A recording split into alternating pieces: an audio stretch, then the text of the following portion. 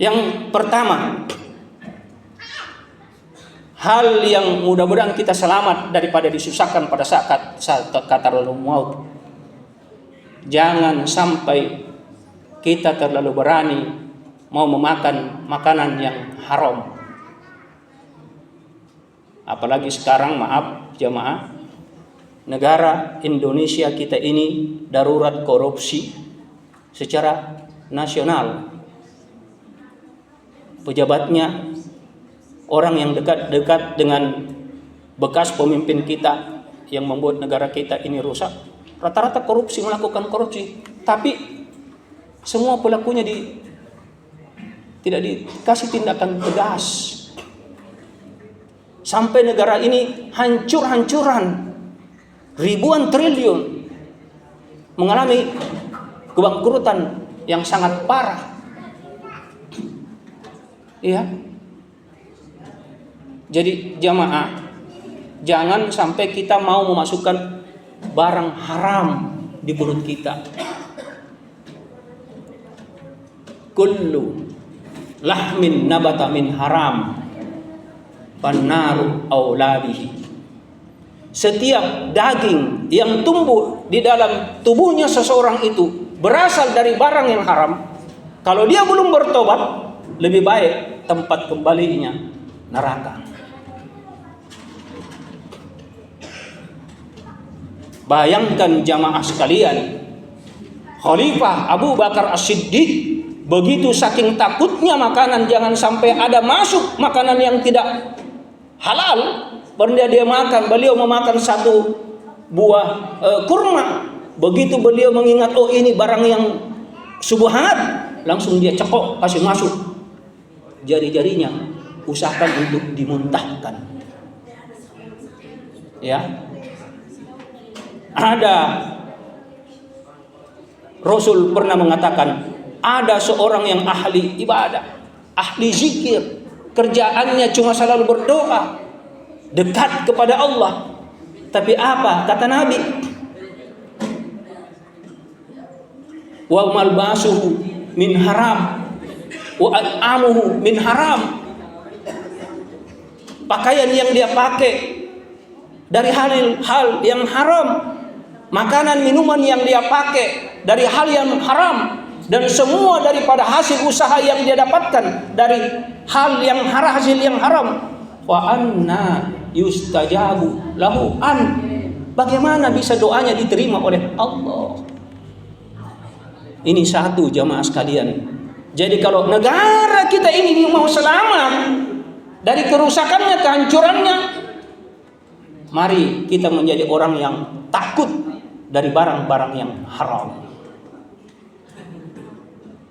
Pemerintah sekarang rata-rata begitu, tidak takut. Padahal Masya Allah, tanggung jawabnya besar di hadapan Allah itu. Korupsi. Kemudian yang kedua, jangan sampai kita ini jamaah sekalian bersikap zalim kepada sesama. Ya. Jangan. Ingat, kesalahan kita kepada Allah bisa Allah langsung ampuni dengan kita beristighfar. Ya. Kullu bani Adam hatta'un wa khairul at-tawwabuna at-tawwabin. Orang semua dari anak cucu Bani Adam itu pasti pernah berbuat dosa. Supaya hamba Allah pendosa, dia bertobat. Dan Allah jelas Tawwabur Rahim, Ghafurur Rahim, penerima tobat, Maha Pengasih lagi Maha Penyayang. Banyak kisah-kisahnya. Kalau saya mau saya jelaskan secara rinci, tapi waktu sempit. Umar, Ikrimah bin Abi Jahal, siapa lagi? Khalid bin Walid, siapa lagi? Abu Sufyan yang dulu sangat memusuhi Nabi. Semua itu orang-orang ahli surga, diampuni oleh Allah. Dan banyak orang-orang hamba kekasih Allah yang akhirnya menjadi generasi at-tayyibin, orang yang selalu mensucikan diri jiwanya, dan at-tawwibin, orang yang taubat kepada Allah. Yuhibbu tawwabin wa yuhibbul mutatahhirin. Jadi ini mari kita bertobat. Mari kita belajar untuk mensucikan jiwa kita, diri kita. Yeah. Jangan sampai menjolimi orang. Dosa kepada Allah langsung bisa diampuni dengan istighfar. Tapi kalau kita dosa kepada sesama manusia, apa kata Nabi? Hendaknya engkau sebelum engkau pulang menghadap kepada Allah di dalam kematian, maka halalkanlah semua urusan-urusanmu kepada saudaramu.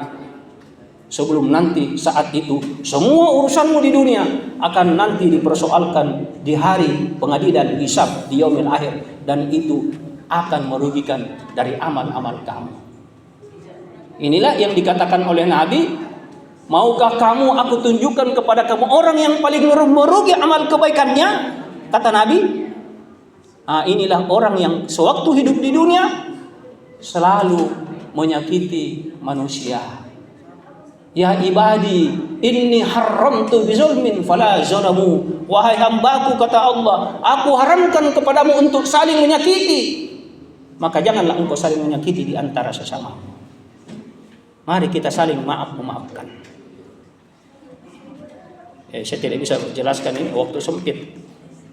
Kemudian yang terakhir, jangan sampai kita ini, apalagi di daerah, jangan sampai kita ini selalu bermain-main, berani untuk bersekutu dengan bermain-main yang dinamakan dengan dukun-dukun atau santro-santro jahat. Hati-hati saudara, hati-hati. Rasul hak kepada umatnya untuk bisa menolong, menyelamatkan dari azabnya dengan syafaatnya. Kecuali ada 3 orang golongan yang haram untuk diberikan syafaat oleh baginda Rasulullah. Pertama, orang yang melakukan kesyirikan, datang ke dukun, minta tolong kepada jin kafir. Melalui dukun itu, hati-hati, amalmu tidak akan diterima oleh Allah. Kedua, anak yang durhaka kepada kedua orang tuanya. Yang ketiga, orang yang mati bunuh diri. Tidak bisa. Jadi hati-hati jamaah, apalagi di daerah-daerah, Masya Allah, biasa kadang bersekutu dengan datang sakit hati, main dukun nih. Hati-hati. Kemudian yang terakhir, saudara sekalian, hal yang jangan kita pelihara sifat pada saat menghadap kepada Allah. Penyakit-penyakit hati itu jangan kita bawa.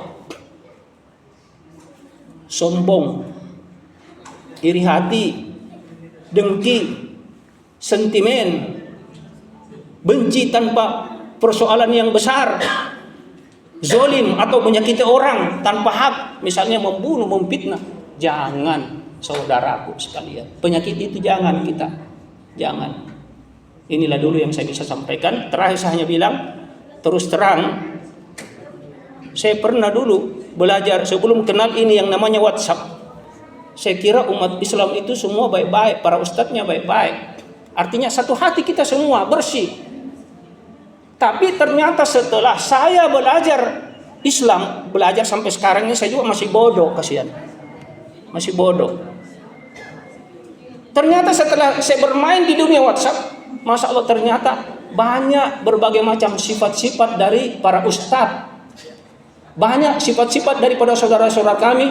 Mungkin ada yang lebih cenderung rendah hatinya, mungkin ada yang lebih cenderung sombongnya, ujubnya dengan ilmunya.